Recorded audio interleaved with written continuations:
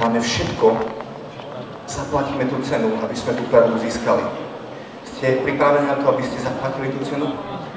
Chcete dnes večer naozaj dosiahnuť to, aby ste získali tú perlu? A to je všetko, nie? To podobenstvo je jasné a teraz by sme mohli dať výzvu na to, aby tí z vás, ktorí to chcete, tak aby ste vyšli teraz dopredu a aby ste sa rozhodli, že dáte viac zo seba, aby ste tú perlu získali.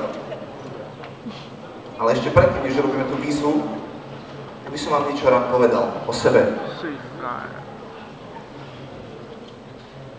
Vyrastol som v rodine, som z Dolného Kubína, mám jedného staršieho brata, ktorá sa Kubínčania ozvali. A môj otec ma mal rád, tak ako to vedel. A chcel zo mňa vychovať dobrého človeka. A za ten čas by som poprosil, keby pomocníci prišli a tento obraz odniesli na chvíľku na bok. Tu naľavo napravo sú ešte dve dievčatá, ktoré ešte budú trošku dokreslovať ten obraz. A zatiaľ, čo ja budem hovoriť, tak verím tomu, že aj Boh vo vás bude dokreslovať ten obraz, aby sme sa dostali k tomu, čomu sa máme dostať. Čiže Miška a Maťka sa do toho pustia. A môj otec chcel zo mňa vychovať dobrého človeka s dobrými hodnotami a chcel, aby som sa dostal tam, kde sa ostal on a aby som sa dostal možno ešte ďalej. A tak mi vždycky dával také mety a také hranice, ktoré by som mal dosiahnuť. A ja ako syn som vždycky túžil potom, aby môj otec konečne teda mi povedal, syn môj, som taký hrdý a mám ťa rád. A tak som sa snažil naplniť tie jeho túžby. A tak otec mi povedal, že sa mám dobre učiť. Tak som na základnej škole nosil stále samé jednotky domov na vysvedčení.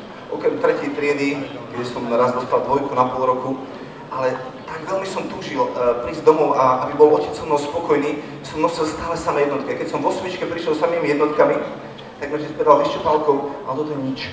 Základná škola, ty potrebuješ ísť na gymnázium. To je niečo a keď toto dosiahneš, tak vtedy budeš niečo. A tak som sa prihlásil na gymnáziu a tam už bola občas nejaká 2, ale nič za to, maturoval som na samé jednotky a prišiel som domov a doniesol som maturitné vysvedčenie otcovi a otec povedal, vieš čo, Pálko, to je nič toto. Ja som inžinier, aj ty by si mal byť inžinier a mal by si ísť na nejakú vysokú školu, lebo čo je to maturita dnes? A tak som sa prihlásil na vysokú školu a tam už bola občas nejaká 3 v indexe, lebo tam boli predmety, ktoré ma veľmi nebavili, ale nič to za to, štátnicoval som na samé jednotky s najlepšou diplomovou prácou na katedre.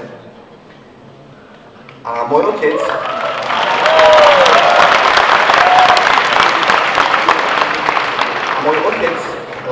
by nebol na štátniciach, pretože na promóciách, lebo ani jeho otec jemu nebol na promóciách. A všetci tam fotili a mňa to tak veľmi bolelo, ale schoval som, stlačil som tú bolesť, lebo som vedel, že prídem domov a konečne ma otec pochváli a konečne povie, wow, tak si to zvládol, syn môj. A prišiel som domov, doniesol som ten diplom, že som inžinier a viete, čo mi povedal otec? Ešte toto je nič. Ale keď už má 30 rokov praxe ako ja, vtedy budeš niečo. A ja som si uvedomil, že vždycky, keď už sa to zdalo, že to už mám na dosah, tak sa mi to zrazu vyšmyklo a bolo to preč. A viete, Boh nás vložil do rodiny a chcel, aby sme vyrastali v milujúcej rodine a aby tie vzorce myslenia a to, ako sa k nám správali rodičia, aby to sformovalo to, ako raz budeme vnímať Boha. A do môjho vnútra sa vpísal tento pohľad na Boha, že Boh chcel do mňa, aby som neustále dosahoval 100% výsledky, aby som bol bez hriechu, aby som bol čistý a svätý. Vtedy, keď to tak budem robiť a bude to naozaj na 100% všetko, tak vtedy to získam. A v skutočnosti aj Ježiš žil presne takýto istý život, nie? Ježiš sa narodil na túto zem a dokonale plnil stále Otcovú vôľu. Urobil všetky zázraky, ktoré Boh od neho chcel, všetkých uzdravil, všetkých vyhnal z nich démonov, potom išiel a plnil Otcovú vôľu úplne dokonale, išiel na kríž, zomrel, vstal z mŕtvych, vystúpil do neba a prišiel k Otcovi a vtedy ho Otec objal a povedal mu, syn môj, som na teba naozaj hrdý, ty si môj milovaný syn a mám v tebe zaľúbenie. A Takú istú Bibliu čítate ako ja? Nie! Mám asi nejaký zlý preklad. Čo to je? Našťastie nevidíte, čo to je. Taká Biblia, lebo to je od mojej manželky s venovaním a s koženým obalom. Taká kazateľská, viete. Takú istú Bibliu čítate? Ako to bolo s tým Ježišom? Naozaj mu otec povedal, že ho má rád až tedy, keď na 100% naplnil jeho vôľu a prišiel do neba? Kedy mu to povedal? Pri krste v Jordáne, presne tak. Ešte predtým už robil jeden dobrý skutok, než jedenkrát uzdravil jedného človeka alebo naplnil jeho vôľu. Už vtedy mu zaznelo slovo a otec mu hovorí, ty si môj milovaný syn a mám v tebe zaľúbenie. A teším sa z teba. A viete čo, keď to potreboval počuť Ježiš, o čo skôr to potrebujem počuť ja a ty. Rozumiete? A Boh začal prekreslovať ten obraz, ktorý bol vpísaný do môjho vnútra. A začal mi ukazovať, že on je iný. A ja mám trojročnú dcerku, včera mala 3 roky, volá sa Sofinka.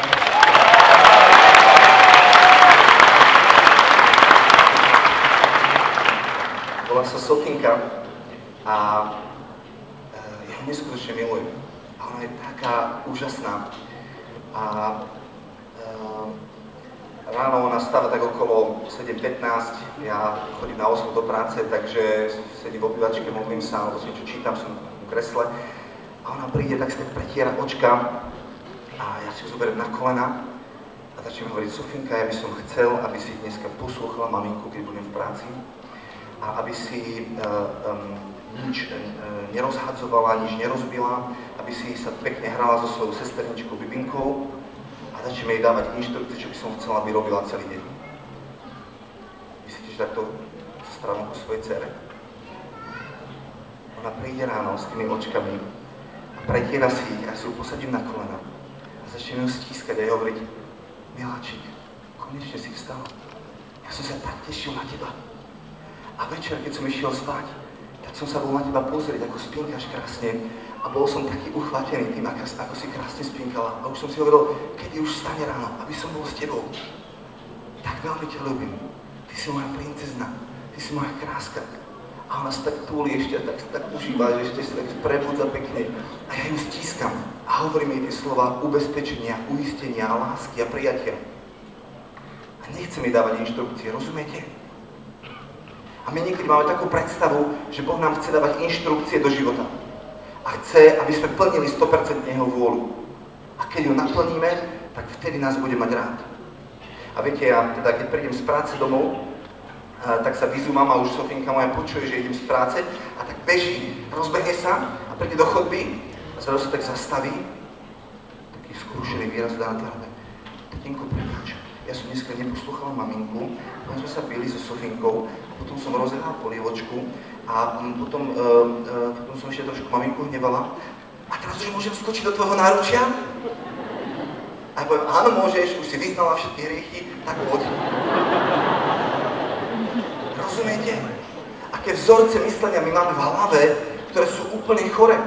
A milujem Izaiáša 1. kapitolu, kde Boh hovorí, príďte ku mne, a hádajte sa so mnou, ak budú vaše hriechy ako šarlát, tak ja ich zbielim ako sneh. Ako sa ty chceš očistiť?